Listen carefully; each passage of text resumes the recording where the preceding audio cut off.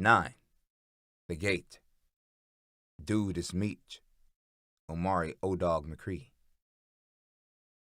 The 500 block of Boulevard is one of the most incongruous blocks in Atlanta. It's not a ghetto per se. A ghetto, by definition, is a place tucked away, pushed aside, disenfranchised, and disconnected from the rest of society. Boulevard's 500 block, on the other hand, sits in the middle of one of the most vibrant sectors of the city.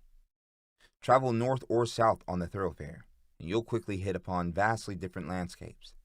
To the south, Boulevard is flanked on one side by historic Oakland Cemetery, the final resting place of Gone with the Wind author Margaret Mitchell and golf legend Bobby Jones, and on the other side by the artist enclave Cabbagetown, named for the once ubiquitous cabbage soup boiled by cotton mill workers who inhabited the neighborhood's shotgun shanties.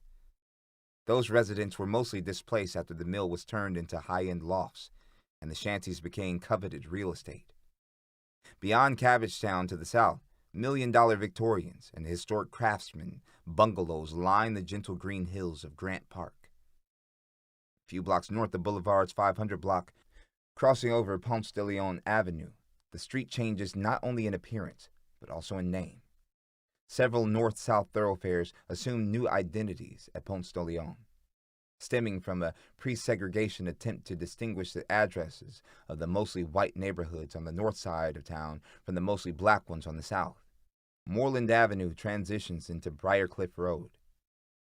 Cortlandt Street starts over as Juniper Street, and Boulevard reinvents itself as Monroe Drive, home to modern furniture stores, an art house movie theater, and due to the proximity of Piedmont Park, Atlanta's equivalent of Central Park East, some of the highest-priced homes outside of Buckhead. Driving from one end of Boulevard to the other, from Cabbagetown, say, to Piedmont Park, the stretch of road at the 500 block rudely interrupts the flow.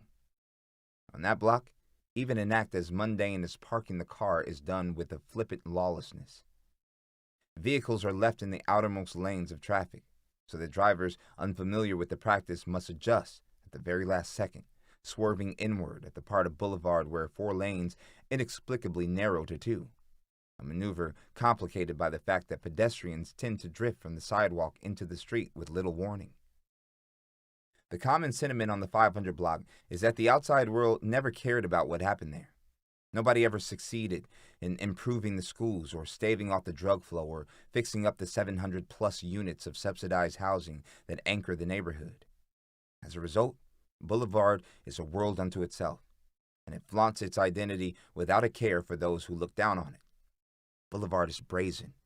In that way, Boulevard is much like one of its best-known inhabitants, who dropped off investigators' radar in late 2004 after losing 10 kilos of cocaine that belonged to the Black Mafia family. Omari O-Dog McCree and Boulevard were practically inseparable. On June 8, 2005, Fulton County prosecutor Rand Shea wasn't looking for Omari. He'd gone down to Boulevard to give legal advice to a few Atlanta narcotics officers. The officers had noticed a car parked on Boulevard that they believed belonged to a local drug dealer, and they were hoping to secure a warrant to search it. Shea advised them on the situation, and the warrant was obtained. With that out of the way, he was about to call it a day. It was sometime after 5 p.m., a warm and muggy Atlanta evening, and he walked the several yards back to his own car. Boulevard is the type of place where any outsider, let alone a county prosecutor, would be on guard, and Shea, being the vigilant type, kept tabs on his surroundings. He didn't notice anything out of the usual, though, just the older men and women lazing on the battered stoops of brick apartment buildings, and the younger ones kicking back on the littered sidewalks. Shea started his car and pulled away. He'd been driving for only a few minutes when he got the call. One of the officers told him he needed to turn around. Shea had missed something. He'd walked right past it. Shea, in fact, had walked right past him, a man who Shea had worked tirelessly for months to build a case against, only to lose him just when the case seemed rock solid. Somehow, Shea didn't even recognize Omari, but one of the officers did. The officer knew the players who populated the neighborhood he patrolled, and on Boulevard, Omari was a legend, true BMF soldier. a man who had dealings with Big Meech himself, a former child of the streets, who'd been memorialized by the rapper Young Jeezy.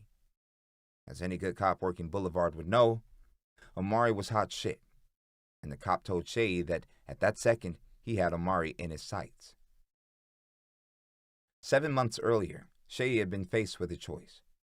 Omari's drug partner, Jeffrey Lear, and Jeffrey's girlfriend, Courtney Williams, had been pulled over in a Porsche that had 10 kilos stuffed inside a duffel bag sitting on the back seat. At the time, Shay had plenty of evidence to take to the grand jury and indict all three. Even before that, Shay believed he had enough to indict Omari and Jeffrey.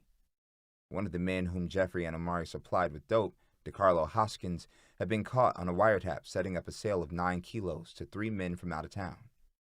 The men were busted with the coke minutes later near the Georgia Dome. A month after that, DeCarlo was arrested, and when faced with the prospect of investigators charging his wife, DeCarlo offered up something that could save her: his suppliers. He admitted to investigators that Omari and Jeffrey had fronted him the cocaine, and he was willing to testify to that in court. But Shay wanted to take it slow. He thought that if Omari remained free, he might lead investigators to someone higher up in BMF, perhaps even to Big Meech himself. And so instead of indicting Omari and Jeffrey after DeCarlo flipped on them, Shay took another route. He helped hit the task force agents draft wiretap applications for Omari and Jeffrey's phones, whose numbers came courtesy of their customer, DeCarlo.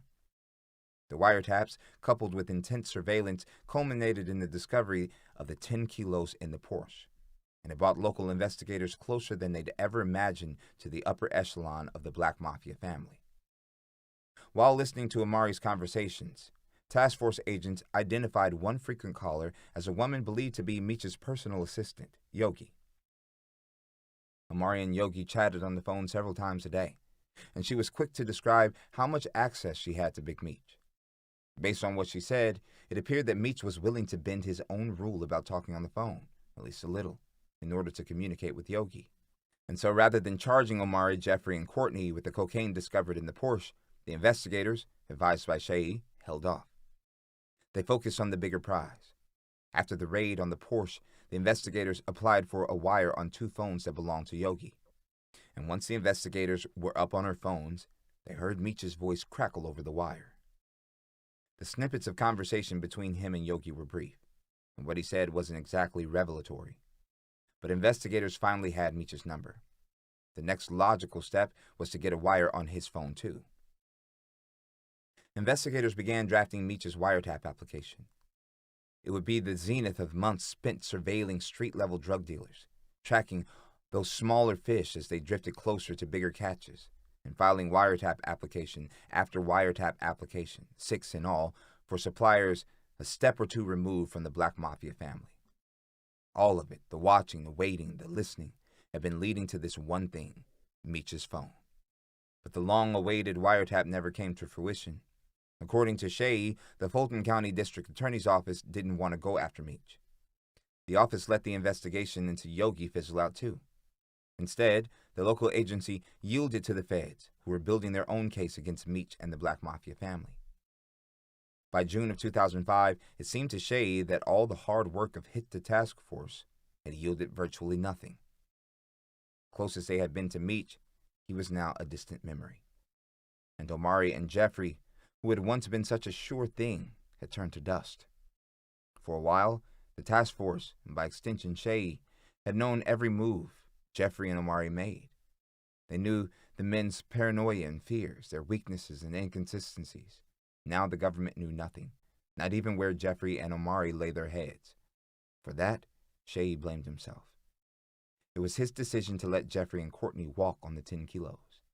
He just didn't think that Omari, upon hearing about the bus, would disappear so quickly, or that the trail the investigators blazed toward Big Meech would be so coolly disregarded. Shay was starting to think that he'd made a bad call, that he'd blown the whole investigation, until Omari showed his face in the most obvious of places. Once Shay got the news that Omari was hanging out on Boulevard, he raced back to the 500 block. He called one of the Hit-the agents and told him to get a warrant ready.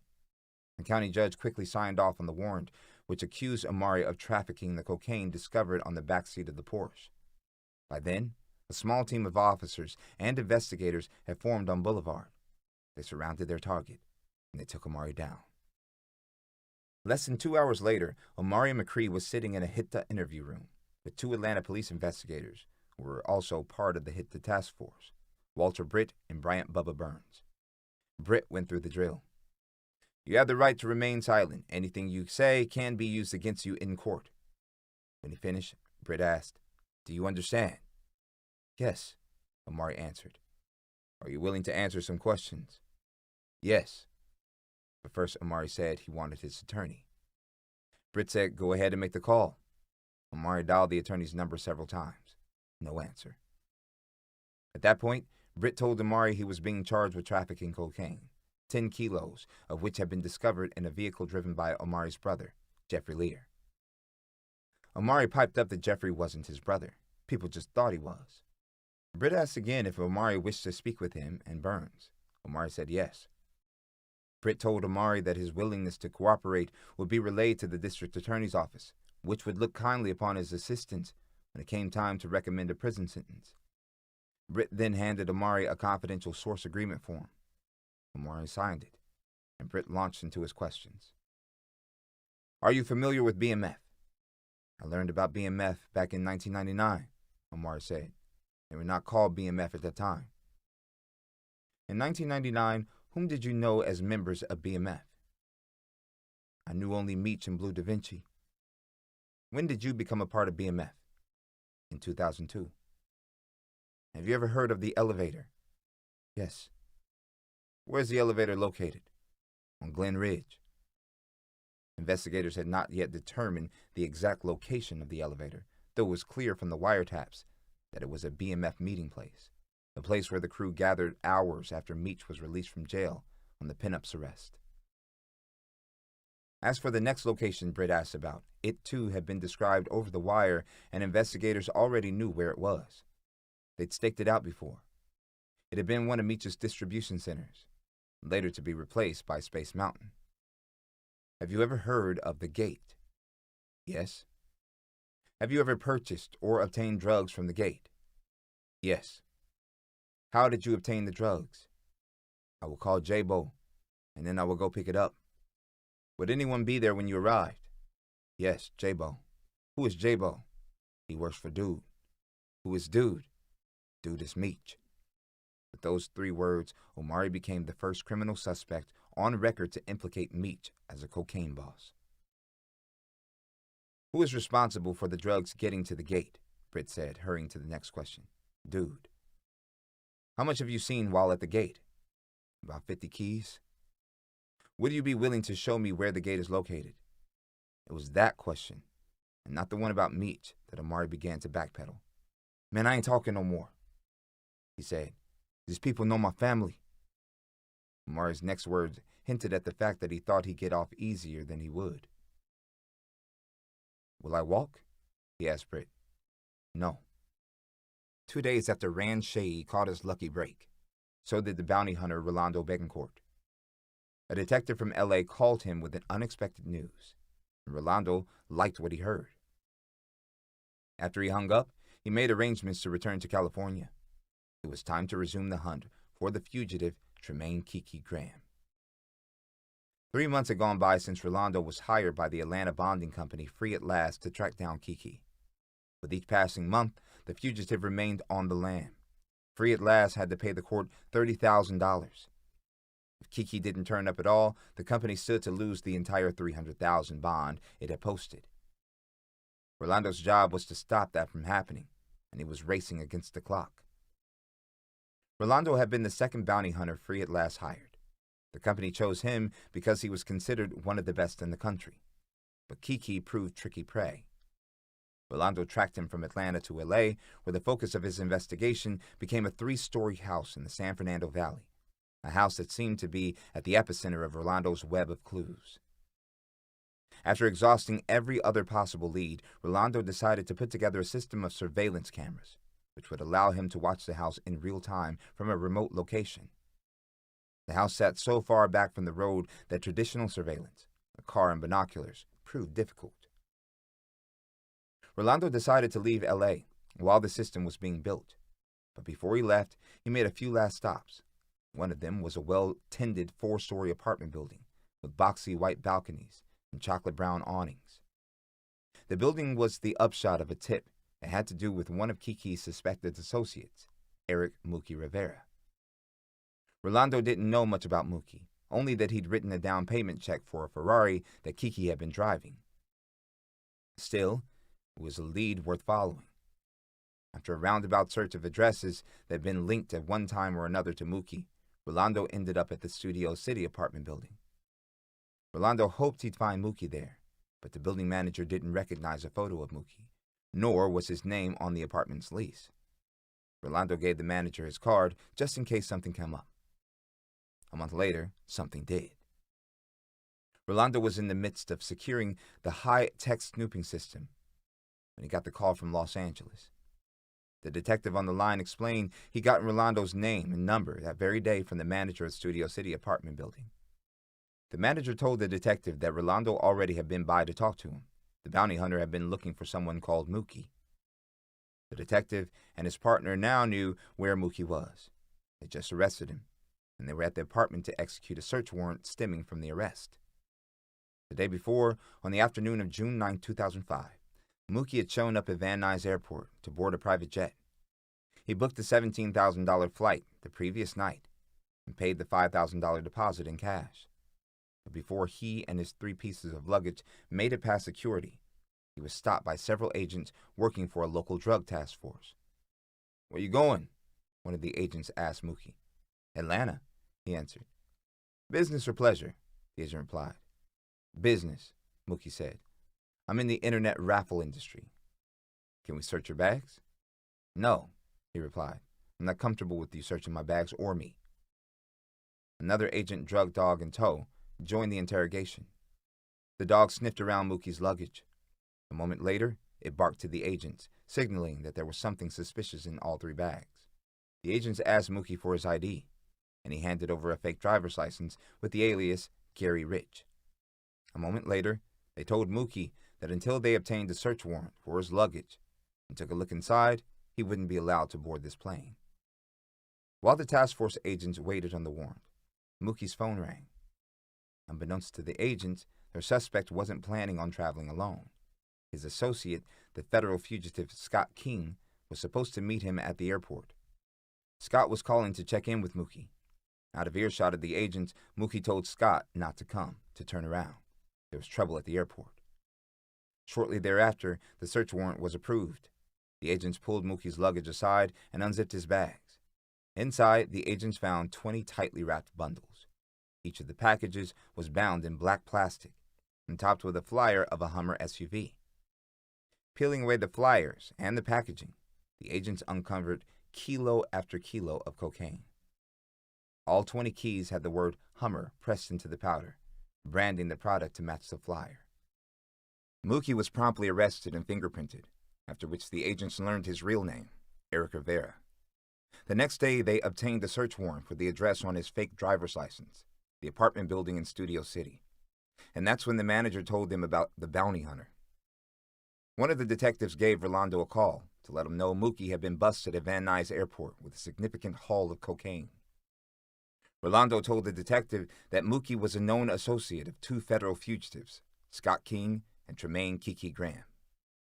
And considering the amount of coke that Scott and Kiki were known to have trafficked, the 20 kilos in Mookie's luggage was just the beginning of it.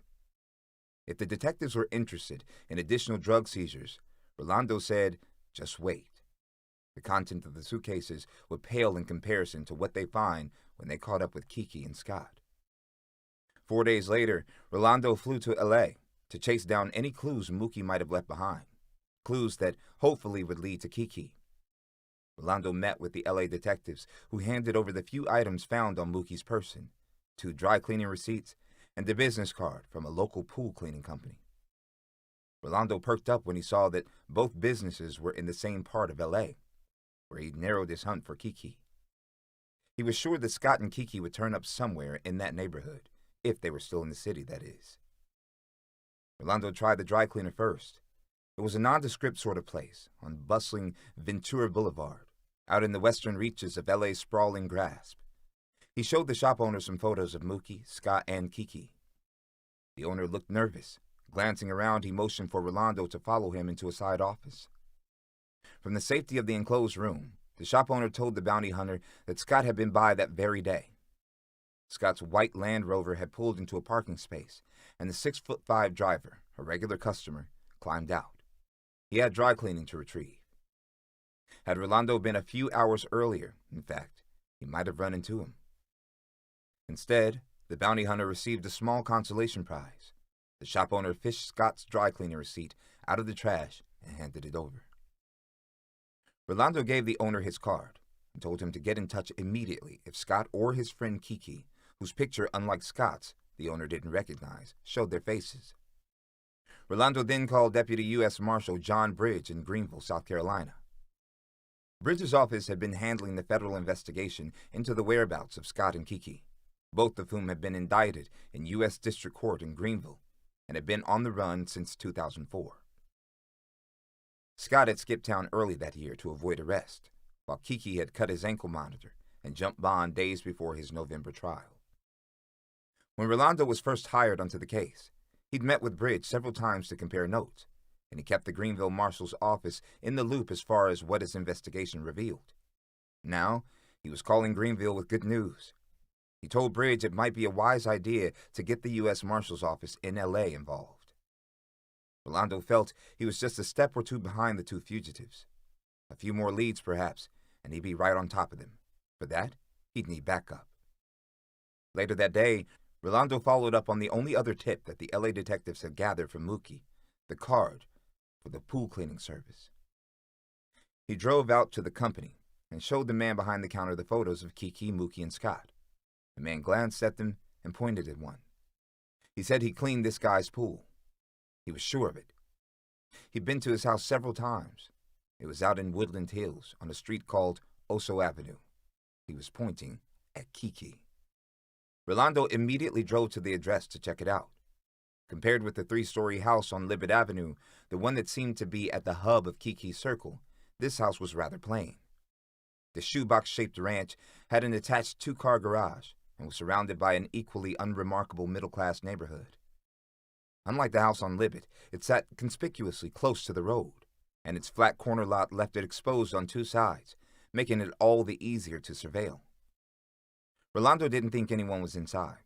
All the shades were drawn and the driveway was empty, but Rolando did find trash on the curb, which led him to believe that someone had been there fairly recently. He called the L.A. detective with whom he'd been in contact, and the two sat and watched the house together. At around 7:30 p.m., the garage door opened and a black Volvo pulled out. Someone had been home after all. Rolando followed the car long enough to write down the tag number, and the detective ran a search on it. The Volvo came back as having been registered to Gary Rich, Mookie's alias. About an hour later, Rolando got a call from the U.S. Marshal's office in L.A. A supervisor said he'd have a team assembled the following morning, and they would meet him just off Oso Avenue. The bounty hunter and detective kept an eye on the Oso house for a few more uneventful hours before calling it a night. Rolando wouldn't be gone long, though. He took a mere 5-hour break before returning to the house at 7 a.m. When you're following a guy like Kiki, sleep is a luxury. To catch him, you have to work with half as much rest as he gets and twice as much concentration as everyone around him. In the morning, Rolando checked out the house from several vantage points to make sure the team would have all sides covered. An hour later, he met with several U.S. Marshals at a location around the corner.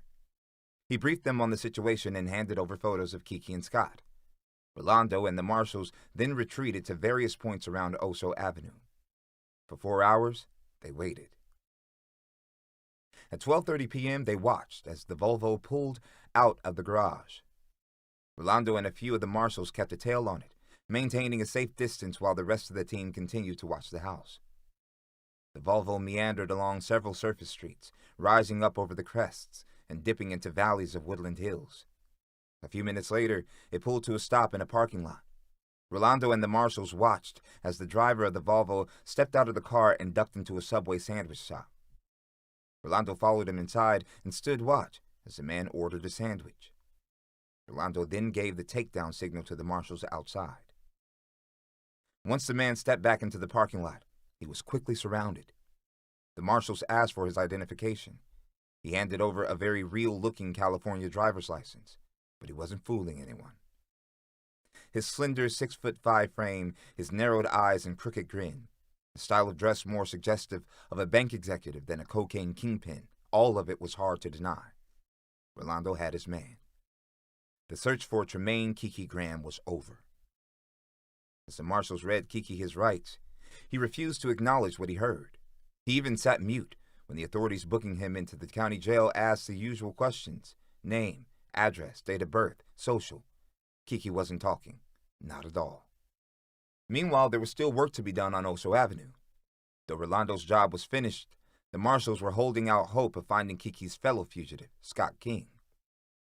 Other law enforcement agencies had become interested in the house too. If what Rolando had said was true, if Kiki and Scott had access to far more drugs than their associate, Mookie, then authorities were more than ready for an even bigger bust. The local drug task force that arrested Mookie at the airport quickly filed for a search warrant for the Oso Avenue address, and they arrived at the house to join the marshals in their surveillance.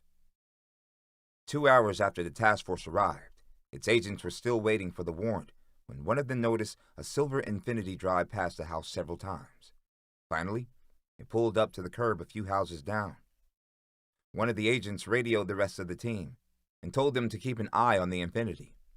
A few minutes later, the door to the house opened, and a man dressed in dark clothing walked out. He strode toward the Infiniti and was about to reach for its door when 5 task force agents jumped out of their cars, guns drawn. "Get on the ground!" they yelled. The man did as he was told. He was cuffed, and the agents pulled his wallet and keys from his pocket. His Michigan driver's license identified him as Kevin Miller. The agents stuck him in the surveillance van and told him he'd have to stay there while they searched the house for a fugitive. "Is there anybody else inside the residence?" one of the task force agents asked him. "Yes," he answered. "How many?" He wouldn't say. At about that time, the surveillance team spotted another man walking away from the house in another direction, carrying a backpack. They stopped him and asked his name. "Richard Garrett," he told them, which was the truth, though he was known in BMF and Sin City Mafia circles as Ba, a former high-ranking lieutenant under the Flannery brothers who had jumped ship to become J-Rock's right-hand man. Ba told the agents he was walking to his girlfriend's place around the corner. The agents said they'd have to hold him while they searched the house he just left. "Man, I didn't come from that house," Ba said. "I was just walking to my girlfriend's house." "Which house is your girlfriend's?" one of the agents said. "You can talk to my lawyer," he answered. "I know you guys try to get people to say things." "If you give me the name of your girlfriend and where she lives," the agent offered, "I will contact her to verify your story." "I know how you guys do things," Ba shot back. "I don't want you to raid her house." He refused to say more, except to tell the agent who asked if he had any weapons or contraband in his backpack. "I just had some weed, man." By then, a Los Angeles County Superior Court judge had signed off on the search warrant for the house on Oso Avenue. The agents marched the man in the van, the one with the Michigan ID, through the front door. They sat him down on the sofa and stood guard over him. One of the agents prodded the man for his real name. "My name is Kevin Miller," the man said. "If you're arrested, you'll be fingerprinted," the agent told him. "Your identity will be revealed." The man looked down at his lap. "My name is Jerry Davis," he said. As the agents combed through the house, they found that one of the bedroom doors was locked. Among the keys taken from Jerry J. Rock Davis's pocket, they found one that opened the door. Up to that point, the agents had come across a few things of interest strewn about the house. They discovered 4 handguns, 3 of which had their serial numbers scratched off, as well as a .223 caliber assault rifle. The agents also found mail addressed to Eric Rivera, which meant they had a more than direct link between him and the coke they pulled off him at the airport and the house on Oso Avenue. But the link was about to get stronger. Inside the locked room, the agents came face to face with their prize. Stacks and stacks and stacks of bricks. 250 kilos of cocaine to be exact, with a street value of approximately $25 million. Even at wholesale prices, a big-time distributor could expect to rake in $5 million on the haul. Also, Like the coke at the airport, the bricks in the house were pressed with the word Hummer. It quickly became apparent to the agents that the house on Oso Avenue, better known to its inhabitants as Third Base, was a stash house, and whoever was running it had broken one of the major rules of the game.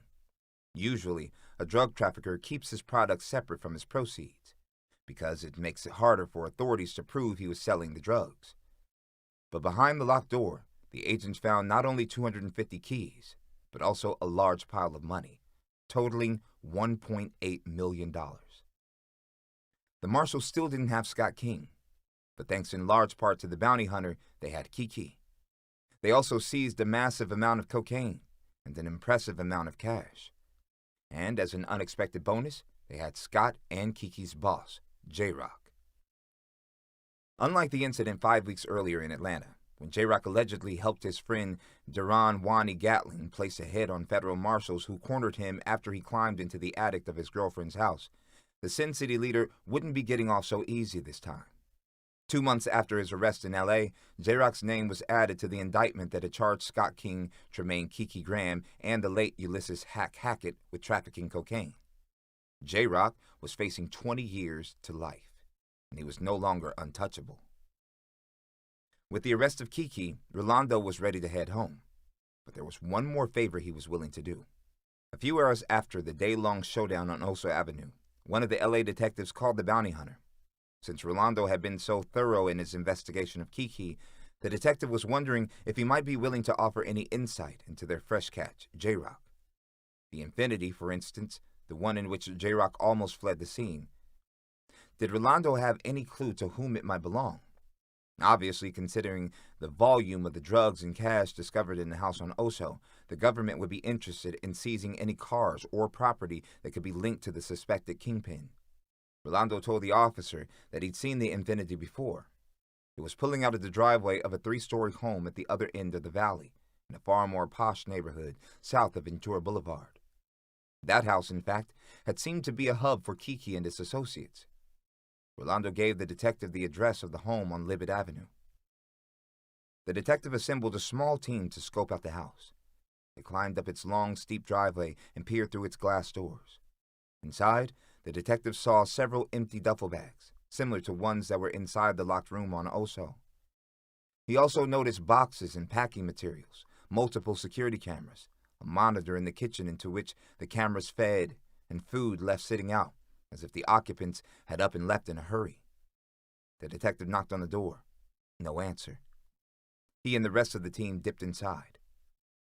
All over the house, the detectives found family photos of J-Rock and his children. There was a checkbook in his wife's name, and her name was on a bill from the Communion Christian Academy of Arts and Sciences, too. In the master bedroom, the detectives checked out the drawers of both nightstands. In one, there was a .40 caliber Glock with ammo. In the other, there was a book, The Power of a Praying Wife. Just like that, the detectives had found First Base, too. Before the month of June 2005 was up, another of J-Rock's associates was picked up, this time by authorities in New Jersey. The arrest would have broad implications.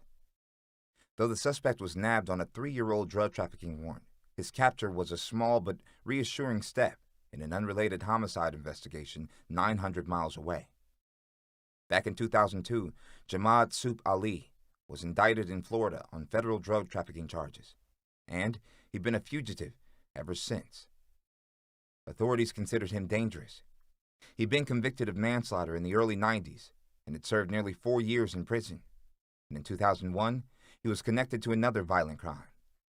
Soup was questioned in a fatal shooting that rocketed the streets of D.C. the weekend of the NBA All-Star Game. After the interrogation, authorities let Soup go and arrested one of his friends, Michael Playboy Harris, but the case remained unsolved. Playboy's murder charge was dismissed that summer for lack of evidence.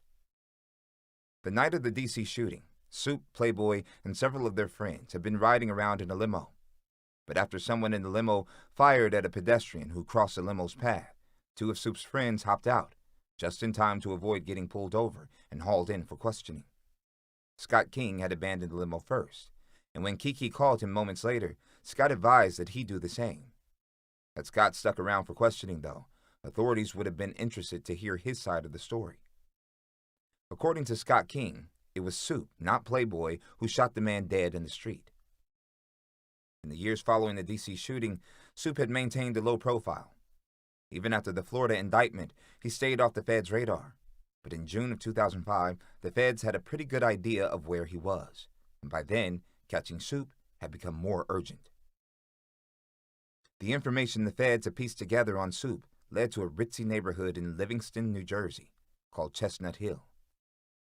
Soup supposedly was hiding out in a big white modern house with a 3-car garage and a teardrop-shaped driveway. On the evening of June 29, 2005, a team of 20 U.S. Marshals, DEA agents, and local police officers set up surveillance outside the home. They watched as several cars came and went, and several men walked in and out of the house with duffel bags slung over their shoulders, a likely sign that drugs and money were changing hands inside. At 9 p.m., the agents saw Soup pull up in a Cadillac Escalade and disappear behind the set of double doors that opened onto the foyer. The agents then spread out to form a perimeter around the property. 2 sides of the house were flanked by broad balconies, which could offer an easy escape route. Several agents kept an eye on them. Some of the other agents knocked on the front door to announce their presence. Almost immediately, the sliding glass door to one of the balconies opened, and 2 men started to climb over the railing. As soon as they noticed the agents, though, they scampered back inside. On the other side of the house, Soup opened an upstairs window and was about to jump when he, too, noticed the agents. He dipped back into the house. Seconds later, the lights on that side of the house switched off. Throughout the house, in fact, lights began clicking off. The federal warrant for Soup's arrest allowed the agents to enter the house, if necessary, and at that point, the agents determined that Soup wasn't going to give up willingly. The agents stationed at the front of the home tried the front door. It was unlocked. As they stepped inside, they saw Soup and one of his associates walking out of the upstairs master bedroom. The agents told the 2 men to show their hands and walk down the stairs. They complied. When they reached the bottom of the steps, the agents cuffed them. As the agents made their way from room to room, they detained another of Soup's associates in the kitchen, where a loaded handgun was sitting on the counter. A 4th man was handcuffed in the dining room, and 2 more in the garage. They were hiding between the cars. The last man to be found in the house was hiding out in the laundry room closet. Upstairs, the agents discovered 2 more guns, a .40 caliber semi-automatic in the master bedroom and a loaded 9mm machine gun in the bedroom's closet.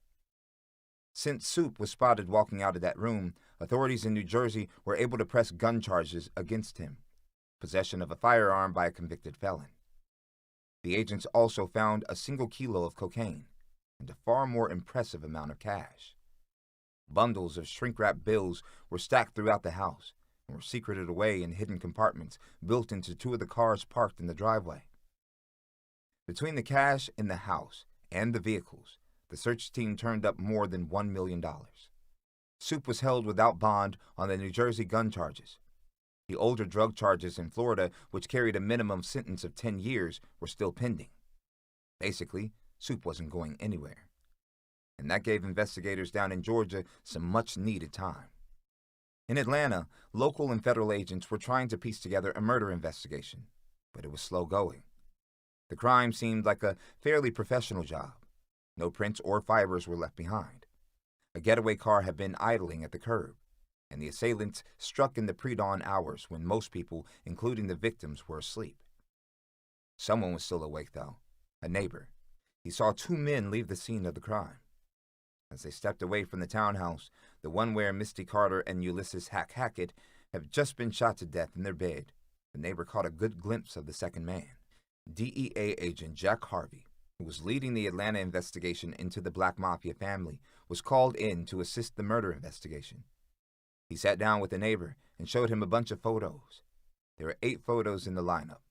All of them were mugshots, showing the faces of similar-looking men. When the neighbor made his choice, he didn't hesitate.